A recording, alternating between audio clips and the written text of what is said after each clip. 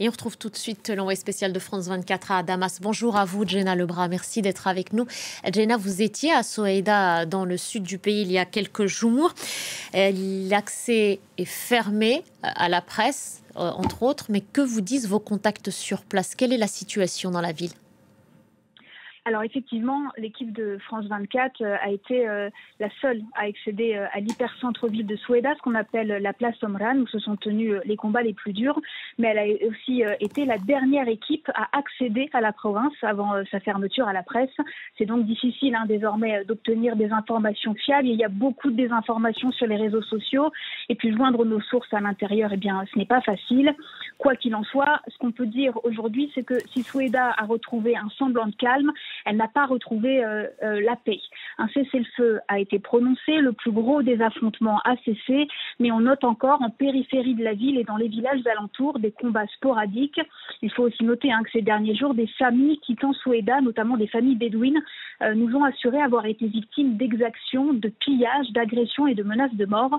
La situation est donc loin d'être entièrement stabilisée et si les massacres à proprement parler ont cessé, les incidents restent encore nombreux, ce qui pousse de nombreuses personnes à fuir. On estime aujourd'hui le nombre de déplacés à plus de 170 000.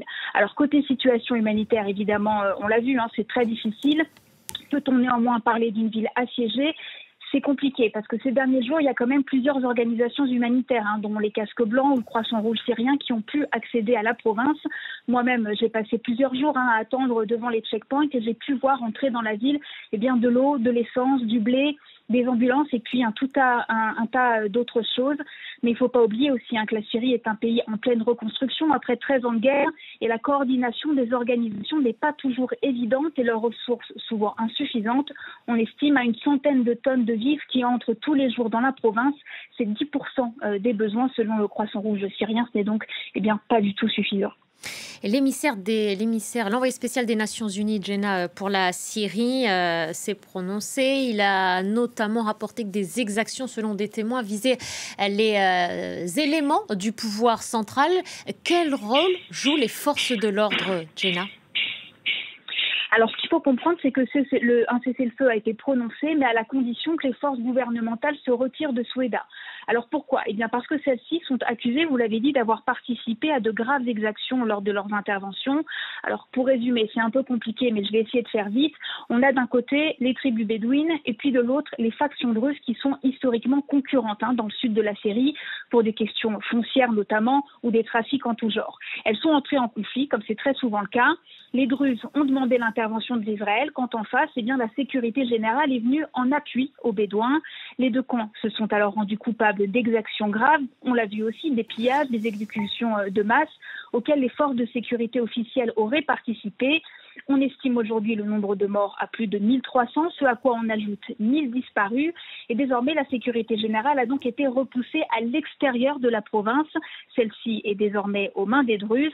Et on le voit, qu'on s'en approche, il y a deux franges de checkpoints, un de la sécurité générale et un des factions druzes, un peu comme une sorte de zone tampon.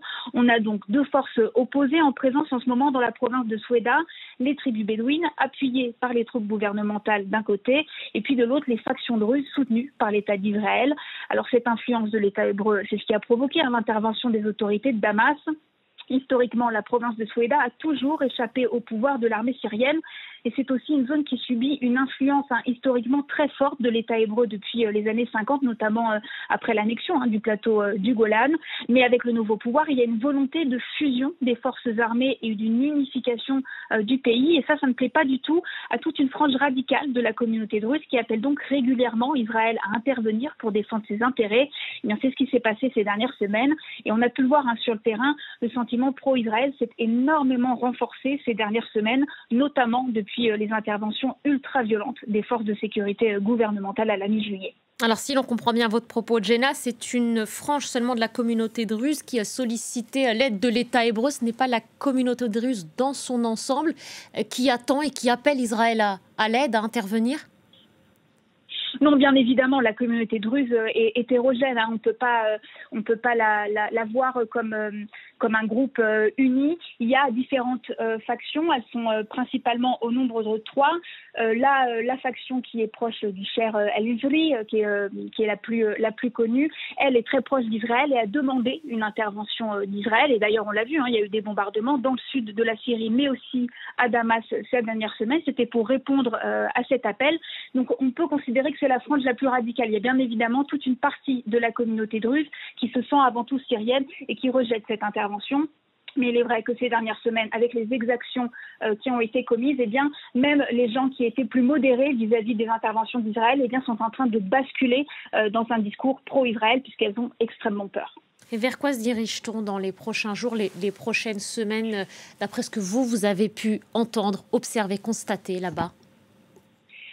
Franchement, c'est difficile à dire. On a un peu le sentiment que tout est possible aujourd'hui. L'accalmie comme l'embrasement. Les populations à Soueïda, mais aussi dans le reste du pays, hein, sont très choquées. Elles sont en colère aussi.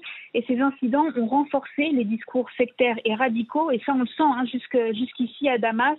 Et c'est une peur et une haine de l'autre que les autorités ont du mal à contenir puisqu'elles sont elles-mêmes soupçonnées d'être impliquées.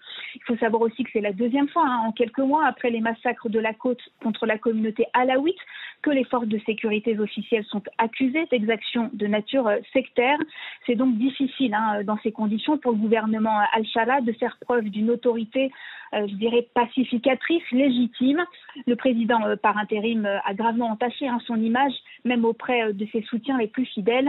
Néanmoins, il a annoncé il y a quelques jours que son cabinet allait ouvrir en urgence une enquête pour faire la lumière sur ces exactions et que les responsables seraient punis au sein même de ses rangs si c'est nécessaire. Un grand merci à vous, Jenna. Jenna Lebrun, envoyée spéciale de France 24.